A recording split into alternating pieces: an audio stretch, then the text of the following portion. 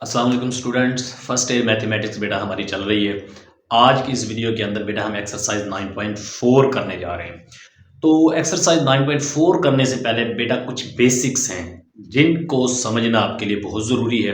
बेटा सबसे पहले मैं पहले भी आप लोगों को बताता रहता हूँ कि सबसे पहले एक्सरसाइज पे जाने से पहले एक्सरसाइज की जो बेसिक्स हैं उससे पहले उनको अच्छे तरीके से बेटा समझा करें।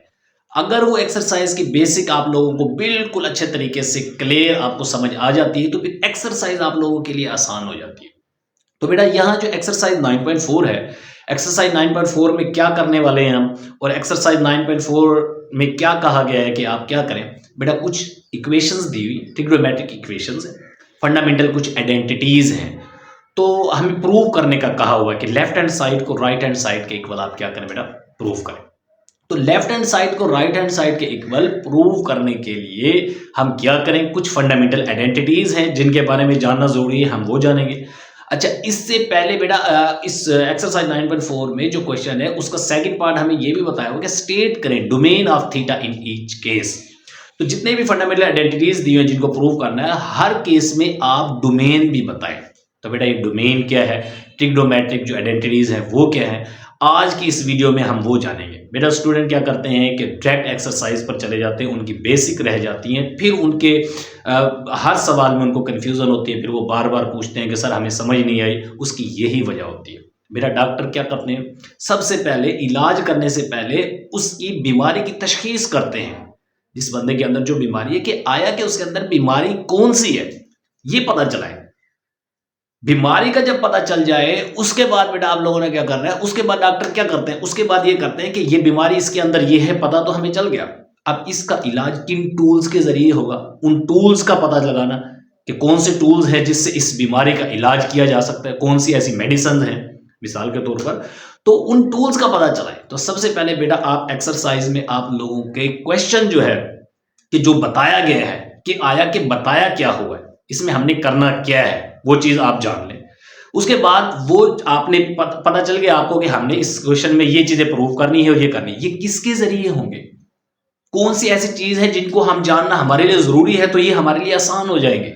उस चीज को बेटा देखें, बेसिक को समझें, रटे ना लगाएं। मैथ बेटा रटे लगाने से नहीं है। हो सकता है आपको रटा लगाने से आपको समझ में आ जाए, लेकिन वो भूल जाती है बेटा, कंसेप्ट नहीं होते, क्लियर नहीं होते। तो बेसिक को समझे। आज मैंने यहां लिखा हुआ है डोमेन्स ऑफ ट्रिग्नोमेट्रिक फंक्शन। तो आज की इस वीडियो में बेटा ट्रिग्नोमेट्रिक फंक्शंस की डोमेन्स देखेंगे, क्योंकि वो हमारे लिए रिक्वायरमेंट है। एक्सरसाइज 9.4 में हमें डोमेन बताना होगा। In each case, her case में ट्रिग्नोमेट्रिक जो आइडेंटिटीज है उनके जो डोमेन्स है बतानी है। तो डोमेन्स क्या है पहले वो जानते हैं। देखें बेटा, domains of trigonometric function. Trigonometric function जो है बेटा, ट्रिग्नोमेट्रिक रेशियोज जो है वो 6 हैं। Sine theta, cos theta, tan theta, secant theta, cosecant theta और कॉट थीटा, 6 है। अब इनकी डोमेन्स क्या है देखिए बेटा। नंबर 1 हम लिख लेते हैं कि आपके पास बेटा साइन थीटा है, साइन थीटा। अब साइन थीटा जो है इसकी डोमेन क्या होगी, मैं इसकी डोमेन लिखने लगा हूं। For all theta is equal to real number. बेटा रियल नंबर जो है इसकी क्या है, डोमेन है। अब आप कहेंगे कि सर रियल नंबर डोमेन कैसे होगी, डोमेन क्या होती है, पहले ये आपको मैं बताने जा रहा हूं कि डोमेन होती क्या है। बेटा इस थीटा की वैल्यू को डोमेन कहते हैं। और कौन सी वैल्यू थीटा की, कि यहां हम साइन के एंगल में जो थीटा है, ये जो एंगल है, इस एंगल में थीटा की जगह कौन सी वैल्यूज पुट करते जाएं और फंक्शन अनडिफाइंड ना हो, वो वाली वैल्यूज डोमेन कहलाती है। फॉर एग्जाम्पल अगर मैं यहां पुट कर देता हूं 0 साइन 0 0, साइन 0 की वैल्यू 0 होती है, तो साइन 0 0 0 जवाब आ गया। फंक्शन डिफाइन तो हुआ ना, फंक्शन ने कोई ना कोई वैल्यू तो दी है ना, चाहे 0 दिया है, डिफाइन तो है फंक्शन। तो बेटा फंक्शन डिफाइंड होना चाहिए वो वैल्यू। तो साइन 0 0, तो इसका मतलब है अगर मैंने रियल नंबर में से, 0 एक रियल नंबर है, रियल नंबर में से 0 को उठा के यहां पुट किया तो फंक्शन ने कहा कि 0 है। अगर मैं बेटा यहां 90 पुट कर देता हूं फॉर एग्जांपल, तो साइन 90 की वैल्यू 1 होती है, तो 90 भी क्या हो गई, 90 जो है वो भी डोमेन में आएगी, क्योंकि 90 पुट करने से फंक्शन अनडिफाइंड नहीं हुआ, कुछ ना कुछ वैल्यू दी है, 1 दी है। कोई पॉइंट में पुट कर देता हूं 57.6 कर देता हूं, ये समथिंग, कोई भी वैल्यू पुट कर देता हूं तो कोई ना कोई तो उसका जवाब बेटा आएगा, अनडिफाइंड ना हो। अब फंक्शन अनडिफाइंड क्या मतलब है? फंक्शन अनडिफाइंड का मतलब यह है कि जवाब हमारा इन्फिनिटी आए, जीरो ना इन्फिनिटी हो जाए, बिल्कुल इन्फिनिटी। अनडिफाइंड इसका मतलब होता है अनडिफाइंड। इन्फिनिटी कब होता है? जब डिनोमिनेटर में जीरो आ जाए। अगर फॉर एग्जाम्पल यहां पर है कोई भी वैल्यू है 2/0, नीचे डिनोमिनेटर में जीरो आ गया तो बेटा फंक्शन अनडिफाइंड हो जाता है।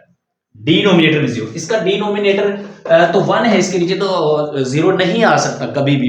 कोई भी रियल नंबर यहां से थीटा रियल नंबर उठा के पुट करेंगे तो कोई ना कोई जवाब आएगा, फंक्शन अनडिफाइंड नहीं होगा, डिनोमिनेटर में जीरो नहीं आएगा। तो डिनोमिनेटर में जब जीरो आ जाता है तो ये इसका अंश जो है बेटा इंफिनिटी हो जाता है। और ये मैंने पिछली वीडियोस के अंदर बड़ा डिटेल से बताई हुई है बेटा, ये बात बड़ी डिटेल से बताई हुई है कि ये इंफिनिटी क्यों आता है। और डिनोमिनेटर में जब जीरो हो जाता है, डिनोमिनेटर सबसे छोटा जब वो छोटा छोटा होते होते जब जीरो हो जाता है तो अनडिफाइंड और बहुत ज्यादा बड़ी वैल्यू आ जाती है, इन्फिनिटी जिसको कहते हैं।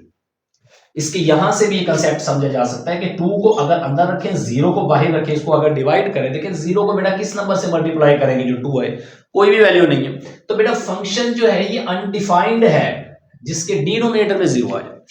तो इसके डिनोमिनेटर में जीरो नहीं आएगा तो sine theta for all theta belongs to real number, sine theta आ जाए और आपसे पूछा जाए कि साइन थीटा की डोमेन क्या है, तो आप कहेंगे रियल नंबर। कोई भी दुनिया जहान के रियल नंबर जो है वो सारी के सारी रियल नंबर्स क्या है? इसकी डोमेन। इसी तरह कॉस थीटा की क्या है बेटा? Cos theta for all theta belongs to real. बेटा कॉस थीटा की भी डोमेन रियल नंबर ही है, जिस तरह साइन थीटा, इसी तरह कॉस थीटा की डोमेन भी क्या है? Real number. कोई भी रियल नंबर उठा के पुट करें, इन्फिनिटी जवाब नहीं आएगा, जीरो आ जाएगा, उसके अलावा और कोई जवाब आ जाएगा, इन्फिनिटी नहीं आएगा। नंबर 3, इसके बाद बेटा आप क्या करें कि टेन थीटा को कर लेते हैं, टेन थीटा।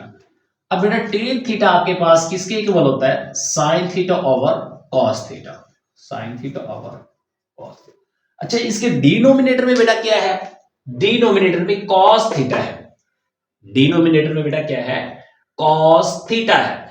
अब हमने इस थीटा की जगह कोई ऐसी वैल्यू पुट नहीं करनी कि जवाब जीरो आ जाए, क्योंकि डिनोमिनेटर में जीरो आ गया तो इन्फिनिटी हो जाएगा।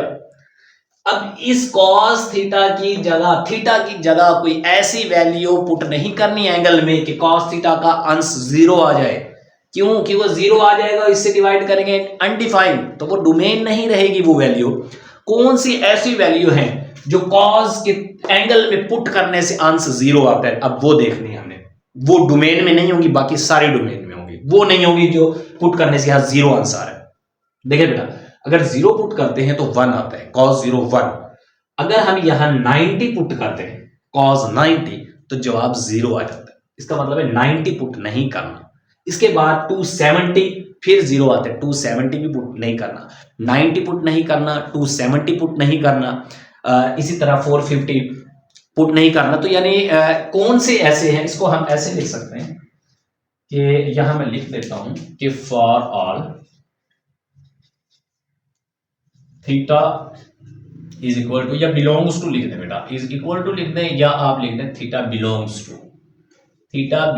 To real number, theta belongs to real number. But यहां हमने कंडीशन लगानी है कि थीटा जो है is not equal to 2n + 1 π/2,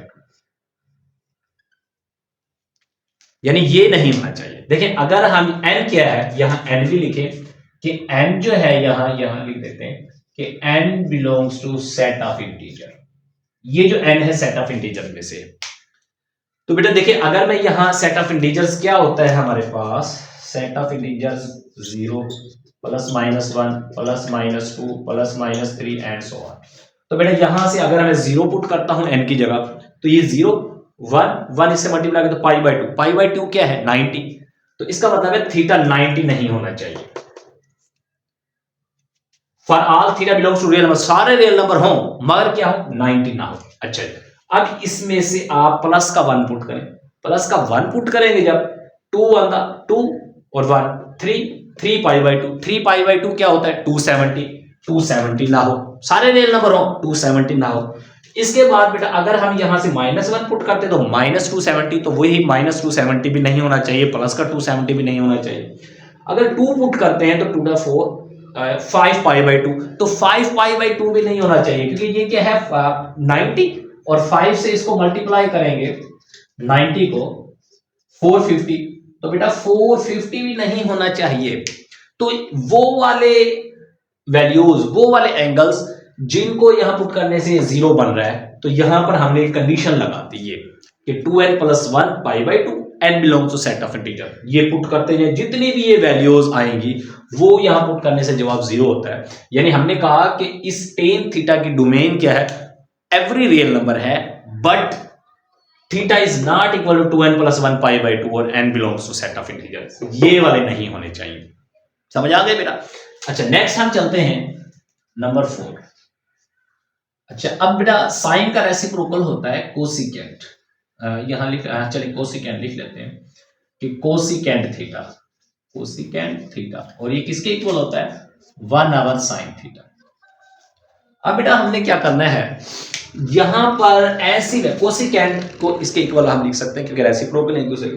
बेटा थीटा की जगह ऐसी वैल्यूज नहीं लिखनी जिनके वैल्यूज लिखने से जवाब 0 आ जाए, क्योंकि डिनोमिनेटर में 0 आएगा तो क्या होगा हमारे पास अनडिफाइंड। चलिए, अब ये यहां 0 sin 0 0 होता है, 0 भी नहीं होना चाहिए। इसके बाद sin 0 0 sin 180 भी नहीं होना चाहिए, 360 भी नहीं होना चाहिए, यानी 0 180 फिर 360 180 के डिफरेंस है, यानी तो ये नहीं होना चाहिए।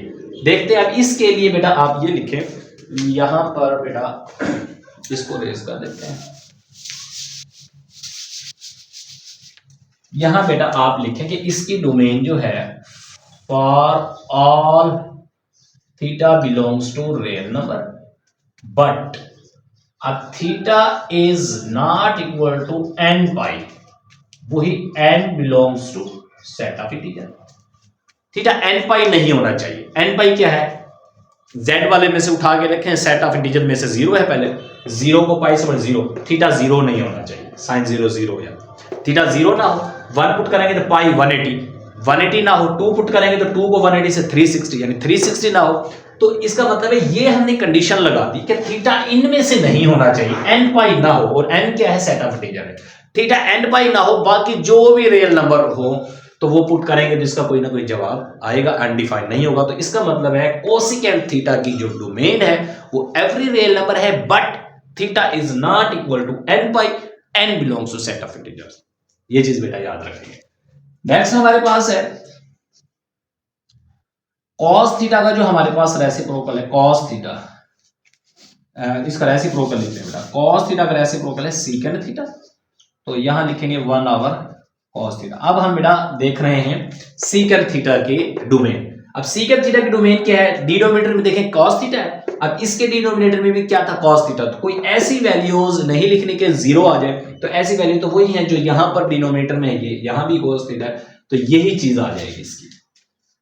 For all theta belongs to real number but theta is not equal to 2n + 1 π/2 n belongs to set of integer. ये ना हो तो बेटा सीकेंट थीटा की डोमेन क्या हुई, every real number but theta is not equal to 2n + 1 π/2 का integral multiple 2n + 1 है, तो n belongs to set of integer. ठीक है बेटा, तो ये चीज वही है क्योंकि डिनोमिनेटर में cos थीटा आ गया। नंबर 6, नेक्स्ट हमारे पास बेटा cot थीटा है। 6 ट्रिग्नोमेट्रिक रेशियोज होती हैं, तो cot थीटा है, cot थीटा हमारे पास होता है cos theta divided by sin theta. अब डिनोमिनेटर में देखें sin थीटा है, यहां देखें sin थीटा। अब sin थीटा के लिए हमने कंडीशन ये लगाई थी फॉर ऑल, इसकी जो डोमेन है for all theta belongs to real number but theta is not equal to n pi, and n जो है वो सेट ऑफ इंटीजर को बिलोंग करता है। वही साइन थीटा वाली कंडीशन कि यहां 0 ना हो डिनोमिनेटर में, और 0 कब आएगा, जब साइन 0 होगा, साइन 180 होगा, साइन 360 होगा, यानी ये वाला अगर आएगा ये n z के वाले सेट में सेट ऑफ इंटीजर में से वैल्यूज या n की जगह पुट करते जाएं तो आपके पास कौन से आंसर आएंगे, 0 आएगा, 180 आएगा, 360 आएगा, इस तरह के आते जाएंगे 270 ये वाले। तो यहाँ 0 नहीं होना चाहिए। तो ये बेटा 6 की 6 ट्रिग्नोमेट्रिक रेशियोज की मैंने आपको क्या बताई है, डोमेन्स। याद करने का इसका तरीका क्या है बेटा, देखें आपने सिर्फ दो चीजें याद रखनी है। इसका तो साइन थीटा और कॉस थीटा जहां पे आ जाए तो इसकी डोमेन्स तो एवरी रियल नंबर, इसका डिनोमिनेटर ही नहीं है। डिनोमिनेटर में 0 कभी नहीं आएगा, डिनोमिनेटर है ही नहीं, तो कुछ नहीं होता तो 1 होता है, वो अनडिफाइंड कभी फंक्शन नहीं होगा। यहां बाकियों के केस में बेटा आप लोगों को देखना है, और बाकियों के केस में सिर्फ दो चीजें याद कर ले। अगर डिनोमिनेटर में आपके पास साइन आ जाए, डिनोमिनेटर में साइन आ जाए तो theta is not equal to n pi, यानी साइन के लिए थीटा n पाई के इक्वल नहीं होना चाहिए, और n belongs to set of integer sine theta के लिए। और अगर डिनोमिनेटर में cos थीटा आ जाए तो 2n plus 1 pi by 2 theta नहीं होना चाहिए। डिनोमिनेटर में cos थीटा के लिए ये याद कर रहे हैं, साइन थीटा के लिए ये सिर्फ। डोमेन्स आपको कभी नहीं भूलेंगे ट्रिग्नोमेट्रिक फंक्शंस की।